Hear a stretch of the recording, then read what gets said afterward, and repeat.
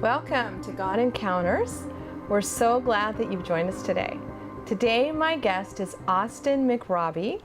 Austin lives here in the beautiful Pacific Northwest with his wife and 2 daughters and has a ministry called Risingpath.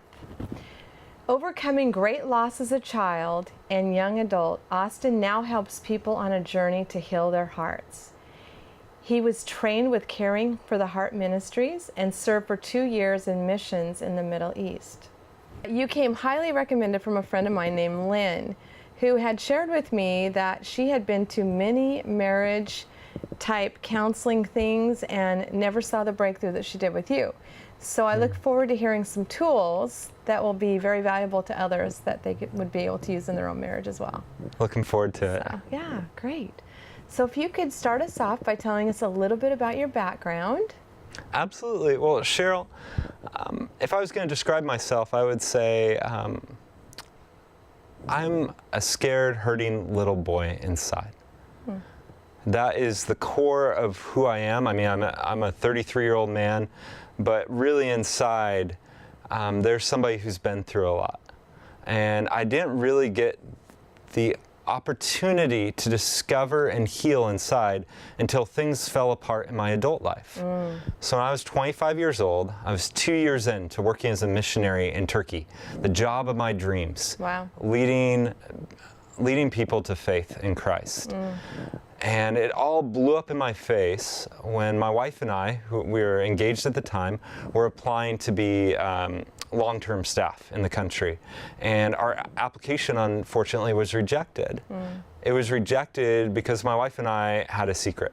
We were struggling with sexual purity, and we decided to be honest about it on our application. Unfortunately, they said, sorry, you sinned, we can't accept you, reapply in a year. I was devastated. It was like this sandcastle of identity that I had built for myself, that what I do for God is who I am, had just crumbled, and I was a failure. It hit all this pain already inside me. The pain of feeling like I was not enough to prevent my parents' marriage from crumbling. When I was 8 years old, I don't remember it, but my dad moved out. I literally blocked the memory from my mind. I cannot recall him leaving. I cannot recall my mom and dad sitting my brother and I down to tell us. I do remember being 5 or 6 years old, sitting behind the door of my bedroom at night, listening to my parents fight with that pit in my stomach. That's where that scared, lonely boy comes from. And I just hid that pain away in some place in my heart, and it didn't come exploding out until this false identity that I had built for myself on something so great as being a missionary was taken away. But it was an opportunity. It was a stage that God set so that I could discover who I really am in Him apart from my performance. And I started working with a counselor, my wife and I, newlyweds at the time. You know, we were on kind of this roller coaster, right? I'm depressed and dealing with panic attacks. I'm kind of turning into my mom a little bit towards my wife and becoming controlling and critical. And we work with this counselor who does deep Jesus stuff. And he lasers right into the heart of it. That he doesn't criticize me or shame me. He doesn't say, you need to read your Bible more, which I already read all the time, memorized scripture, fasted, did everything right that you should do as a Christian. He didn't say, do more of that. He said, I care about you. And Jesus came because he wants to go around your sin and find the hurt inside. So this counselor did just that, and he actually ended up leading me into an encounter with God, where I literally just saw in my mind's eye God the Father walking out towards me and embracing me. And God was holding my heart, and it was growing. Wow. And I just wept and wept and wept. The tears that little boy was never allowed to have just came out like a waterfall. And I was not the same person. Yeah. I continued to work a process of healing. My marriage became an inseparable bond where my wife felt completely safe and emotionally connected to me. how many wives can say that they have their husband's hearts? That they're not just these husbands that do nice things for them or provide for them, but connect to them emotionally. I was able to give my wife the gift of my healed heart.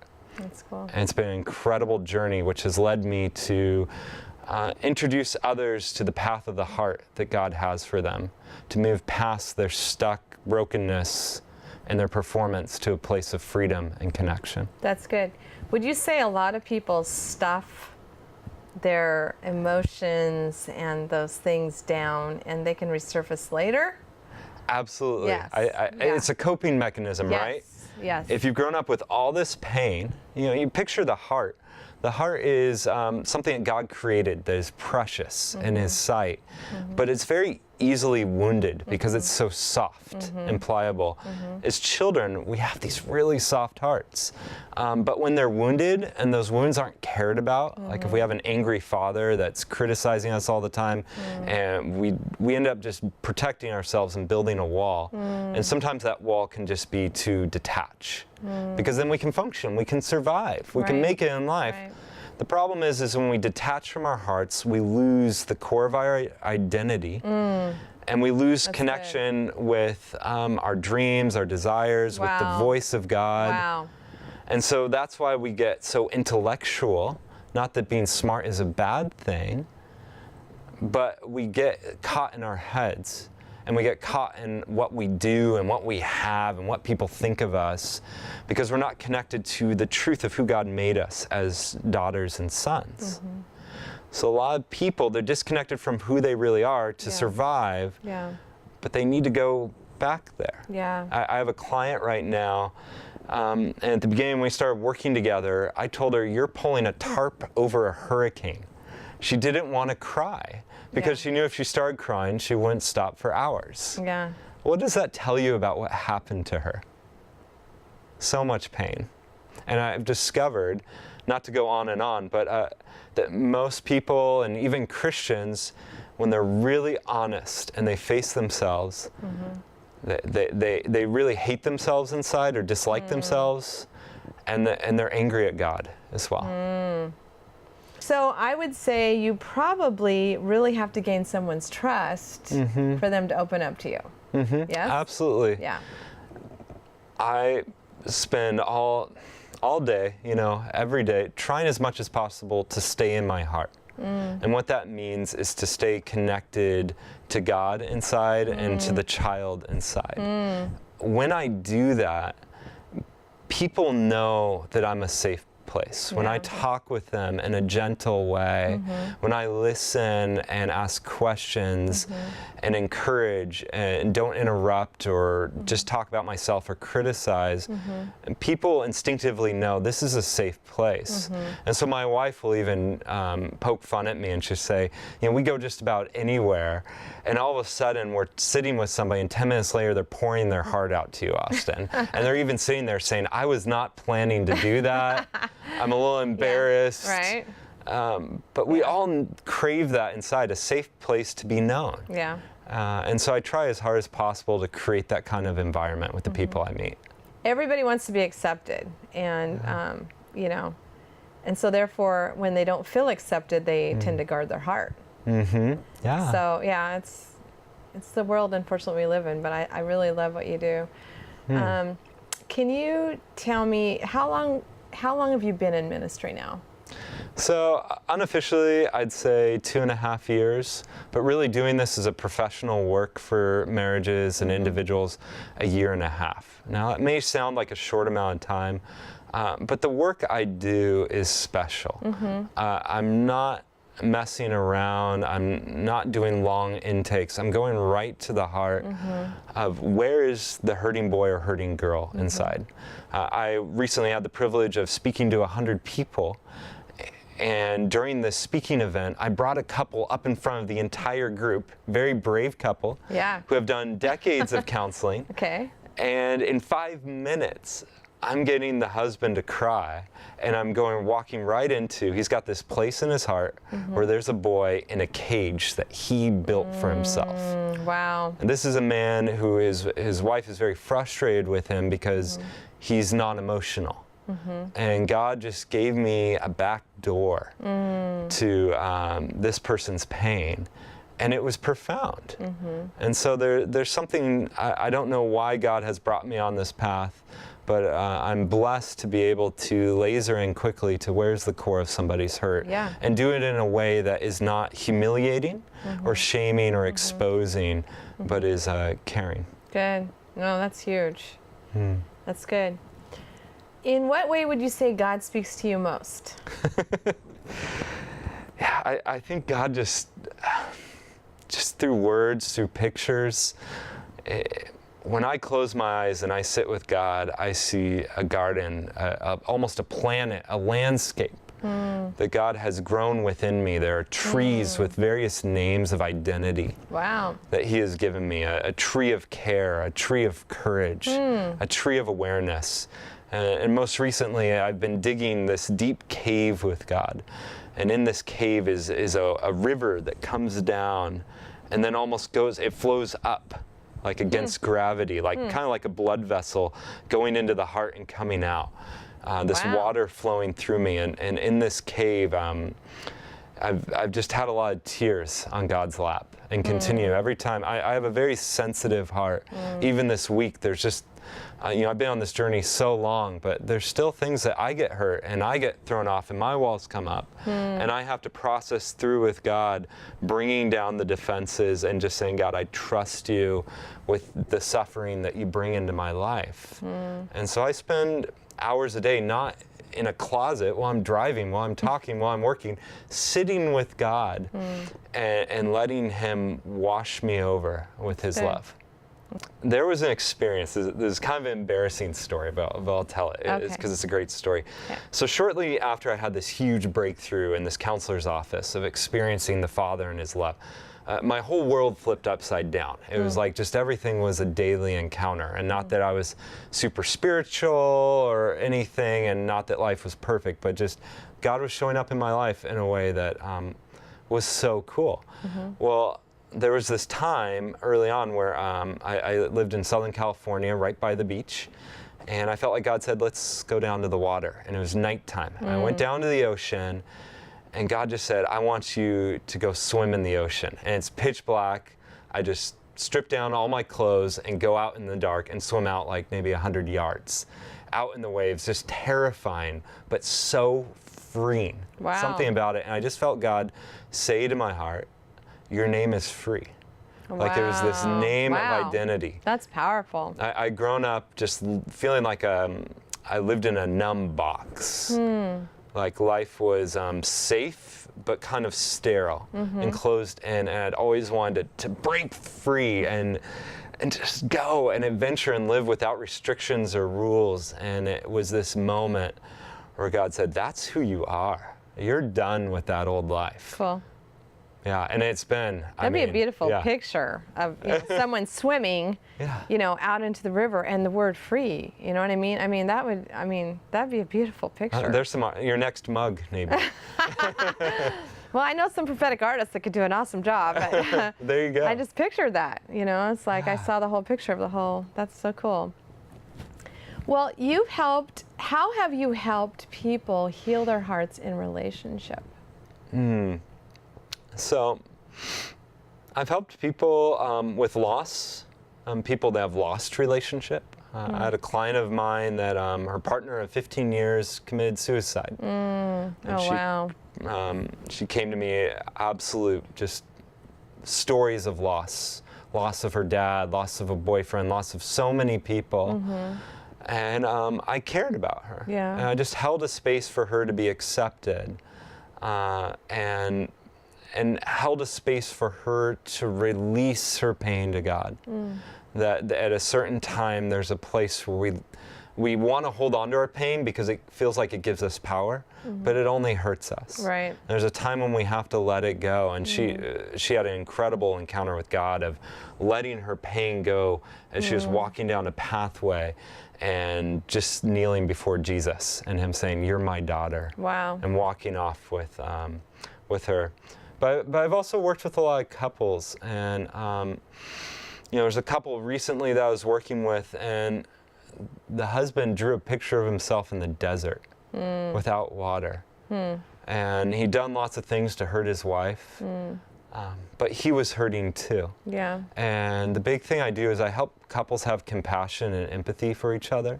And that's really hard when you have one spouse or both spouses that have hurt each other for years or even decades.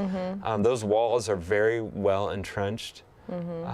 But when they're willing to see a little hurt child in the other person, and this wife was able to encounter that hurt little boy inside and bring him some water where he was thirsty in that desert. And the tears came from him, and he's somebody that never cries, and they are able to connect. Bringing about moments like that in a process where a couple can be from on opposite sides of the couch to snuggling up and seeing each other and being almost like on a honeymoon again, but not just physically, emotionally. Because emotional connection is so much more powerful than physical connection. Yeah.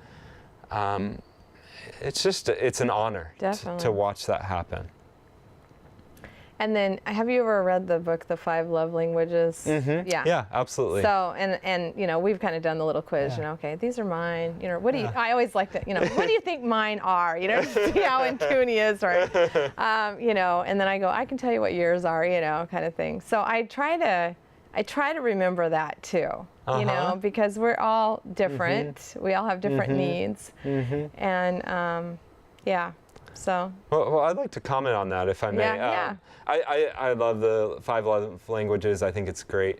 What I think we need a book on is the 5 emotional love languages, or this idea of even needs that go deeper than words of affirmation or touch or quality time, but say somebody really needs acceptance, or they really need to be valued or made a priority, you know, or they really need to be given the space to be who they are.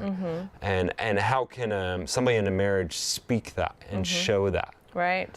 You know? Sounds like a book you need to write. Yeah, maybe. I'm already working on one book, so good. Maybe I'll add that for down the road. I think you should. That sounds like a really good book. So, well, we have a video that we would like to show that Austin brought today of a lady that received some healing through, was it a workshop or just time with you, or? This is a client of mine that has both been a part of a workshop, a class, and one-on-one. Okay, great. So yeah. Awesome. I feel so much more confident, and I feel like I have this strength in me that is just unshakable. I feel like before I was more hard on myself, definitely didn't have much grace for myself, definitely a perfectionist, which I think we've talked about. But ever since looking at my heart and processing through the narrative of my life, I'm like, oh my gosh, I have so much more strength in me than I have allowed myself to believe. When you're able to face yourself, then you're able to find that inner strength. Is when you avoid yourself that you don't find that strength. And so just like facing myself and facing my weaknesses and my strengths and the lies I believed for so long, by facing that, then that has allowed me to see myself fully. And by seeing myself fully, I've been able to actually be myself and be okay with myself. And by being okay with myself, I've then found this inner strength where honestly, like anything could happen and I'd be okay.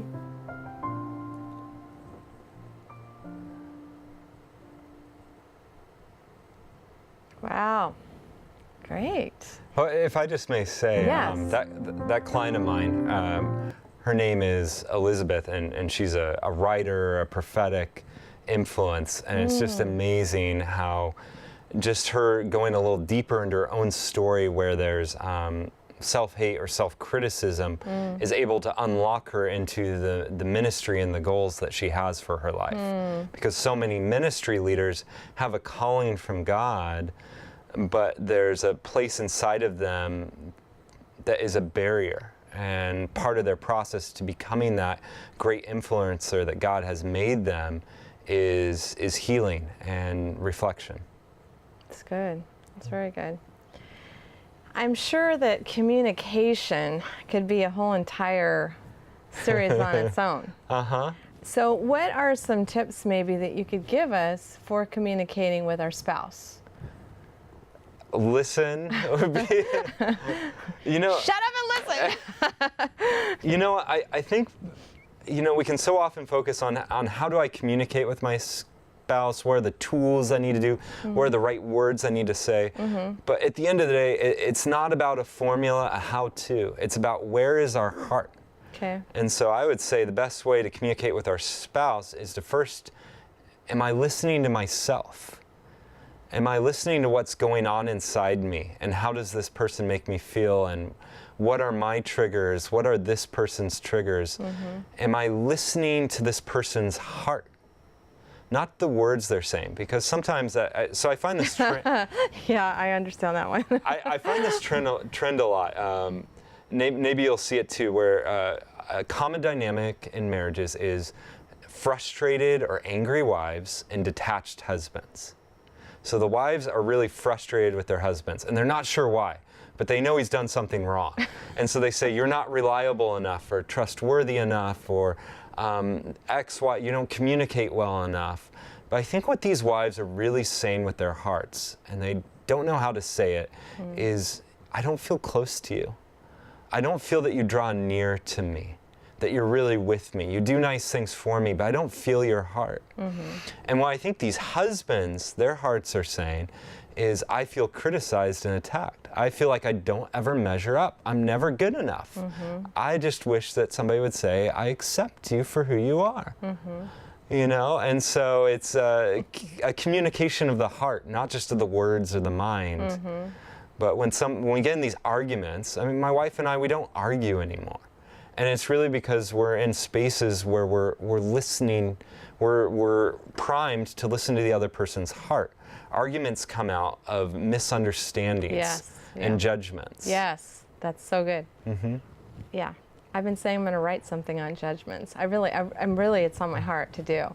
I think you should. Most judgments are made from misunderstandings, right? It's so true. Yeah, and I want to study it out, and I want to do something on it. So I don't want to get off on that. No, go for it. What else can you share with us that's you've seen effectiveness through? You know, at the end of the day, it's finding the little boy or little girl inside. And I have this vision for the city of Portland and beyond of people who feel orphaned inside would know a father who loves them and would know that others truly love them for who they are. I think that's what's going to change the world more than programs or more churches or all these great things out there that do make change, but the depth of change that we need to see at the root is people bringing the walls down because they feel safe, they feel understood, they feel cared for. That's good. Yeah. Well, what is something, say a wife could say to her husband to try to get that wall down, to try to see the inner person, you know, in their heart for what it is and get past that, the years of pain or whatever? What's something they could say to try to get in there? You know, it may not be any one thing that works. It may be a lot of saying that thing. But a question I love to ask just about anyone is, when we're in a spot in the conversation where it's appropriate, is what's going on inside? I really care about what's going on inside you, and I just want to listen without criticizing. Can you tell me what you're feeling? We're in a world of fixers. We can solve anything. We are in a world of few validators who will be willing to sit and feel what another person feels without judging it or trying to solve it. And I think husbands, men, are so wounded. Men have had so much pressure put on them. That's why they just check out or they get angry. And they really need to know that somebody cares about what's happened to them, and it's not all their fault.